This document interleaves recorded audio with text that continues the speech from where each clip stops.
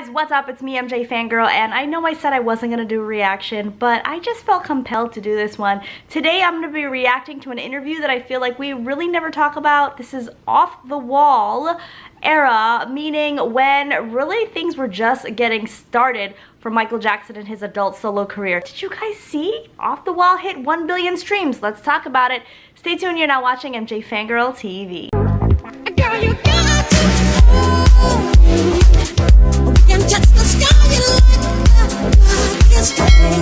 Okay, so before I get into talking about Off the Wall, celebrating the billion streams, and also talking about some of my favorite tracks, I want to do this quick reaction video for you guys because I think it's going to give us a lot of insight. Let's get into it.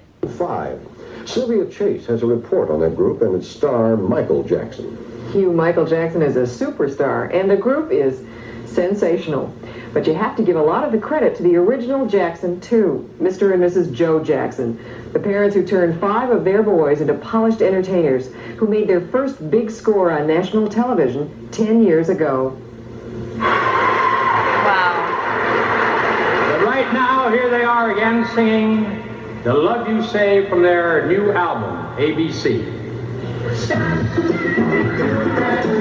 I can't believe this was just 10 years before Off the Wall. Like, do you guys ever think about that? Such a short period of time. That launched the recording career of the Jackson 5. The year was 1969, and the brothers had for their lead singer 11-year-old Michael.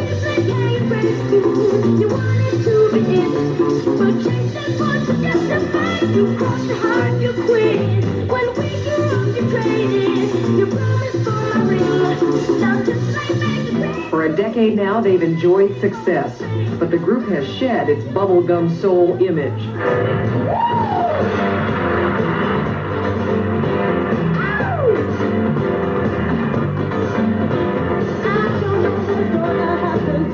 At 21, somehow Michael still manages that little boy voice.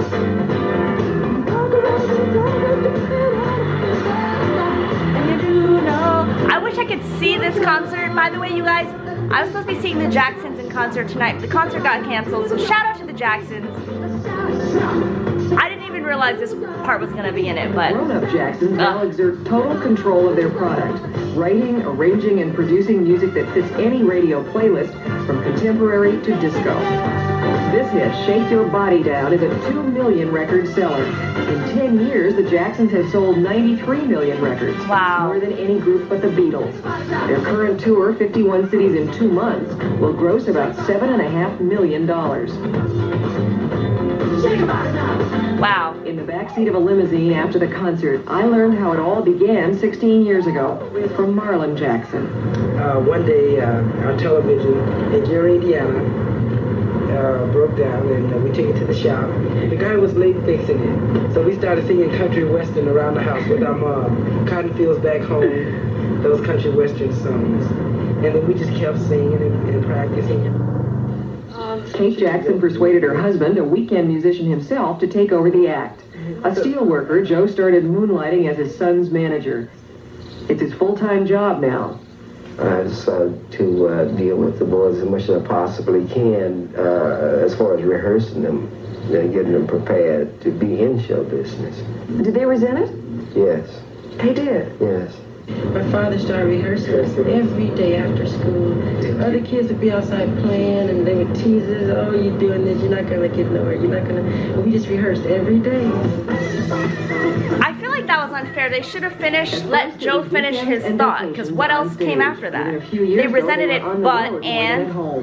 School was a traveling tutor. Like, what after that? They entertained their way around the world 3 times. They gave a command performance for the Queen of England. Wow. The history of their success can be seen in the gold and platinum records on the living room wall. There must have been sacrifices. Well, raising 9 children, it's always going to be rough when there's only one working. And we sacrificed a lot. There was a lot of instruments to buy, and they really cost a lot of money. You know, drums, and guitars, and the amplifiers to go with them, and I had all this stuff piled up on top of the Volkswagen microbus. Today, the Jacksons travel first class. Fame makes them vulnerable. On the road, theirs is a life of back doors and security guards, quick entries and exits.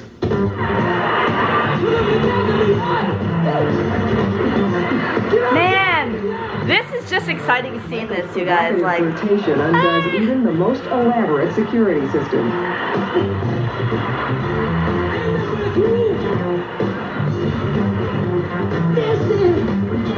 Everybody put your hands together, come on. Though he dances away from such encounters, Michael is uncomfortable, he confesses, with the process of getting acquainted. The only total strangers he trusts are the ones out there, beyond the footlights. At your concerts, there are hundreds of people in the audience yelling, "Michael, Michael!" What do you feel like? When they're all holding hands and everybody's rocking and all colors of people are there, all races, and it's the most wonderful thing, and politicians can't even do that. he's right. Music really brings people together, especially Michael and his music. I feel like I want to rock.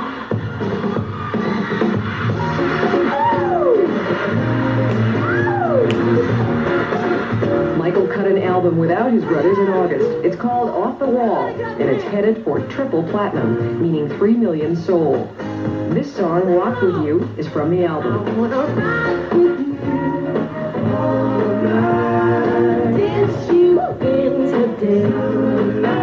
I need this concert in HD. Just in case anyone who can provide it is It seems to listening. have become the skater's anthem in Southern California. Wow.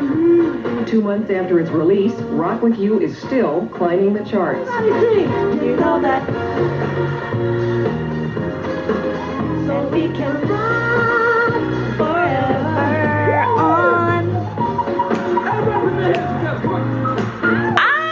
This is so exciting. This is filling my cup, you guys, because I needed this today. And I didn't even realize I was going to be seeing all these concert clips. I thought it was just the interview. I haven't seen this in a long time. Comment down below if you guys would love to be at that tour right now. The mainstay of the Jacksons. All of you guys would, but comment anyway. Yes. Michael has always been sort of a star. Yeah, he's been highlighted the most because he's the lead singer and he's a front, you know. Little kid, we put him up. Because he danced so much and has so much energy.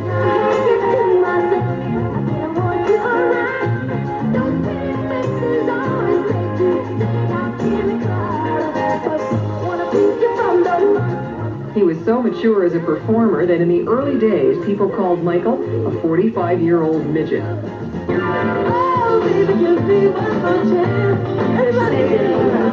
As an adult, Michael's professional energy is almost unparalleled, but off stage, he's changed.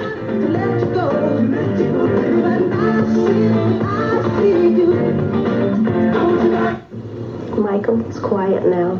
When he was younger, he wasn't that quiet. But I don't know, I think the stage might have done that to him. Because wherever he go, everybody's coming out to see Michael Jackson, you know, want to look at him and see what he looks like. And he said he feels like an animal in a cage. I do all the time. Do you? Oh, I shouldn't say all the time, but I get embarrassed easily. And I don't know, sometimes the time I'm most comfortable on stage than any place in the world. Being around, you know, everyday people and stuff, I feel strange. I do. Shy? Yeah.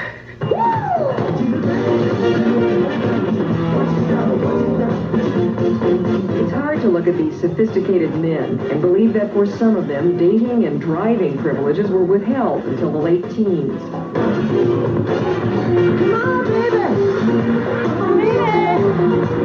Or to think that Michael still lives with mom and dad. There are some people who believe that having always been on stage, you've never had to deal with the real world. Yeah, that's true in one way. That's true in one way. But it's hard to in my position. I've tried to sometimes. And but people won't deal with me in that way because they see me differently. They won't talk to me like they will the next door neighbor.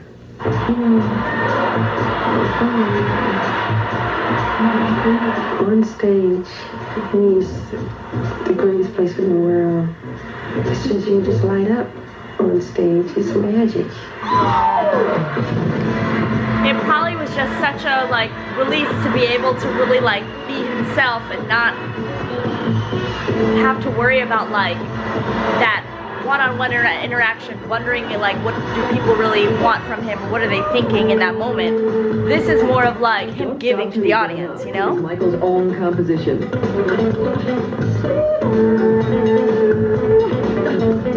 I would have loved to see this concert, you guys. Within 2 weeks of its release last summer, it was in the top 50, and by October it was #1. It's still on the charts. I feel like they're showing clips of the Destiny tour, actually. Right, because the Triumph tour, I believe, happened a little later. Was that 1981? I gotta look this up, but I'm pretty sure this is the Destiny tour.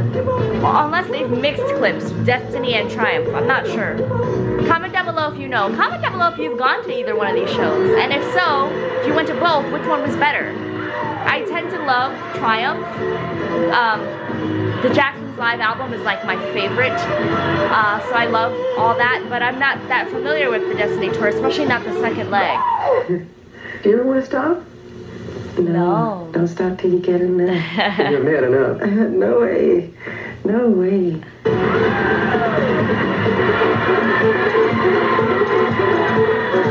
The thing I like most about being on stage is making people happy. Because I feel I'm here on earth for a reason. And I think that's my job to do that. I've been doing it for so long. And as long as the people enjoy it, I'll always be happy.